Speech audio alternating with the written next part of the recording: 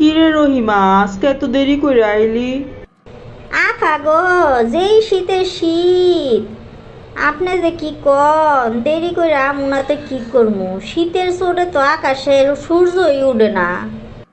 আপনারা তো ঘরের ভিতরে বইয়া থাকেন, আপনারা বুঝবেন কি? আমরা তো 10 বাড়িতে কাম করি, আমরা এসে বুঝি শীতের কত ঠেলা। হইছে হইছে, লেকচার না পাইরা এখন কাম কর। আজকে কিন্তু পানির কাম বেশি করতে পারতাম না, যে শীত। আমার পানি দেখলেই আজকে ভয় লাগতেছে। তাহলে থালা বাসন ধোয়া, ঘর মোছা এগুলি কেডা করবো, তুই না করলে? থালা বাসনটি আমি মাইক জ্বালাই, আপনি কষ্ট করে ধুই এলান।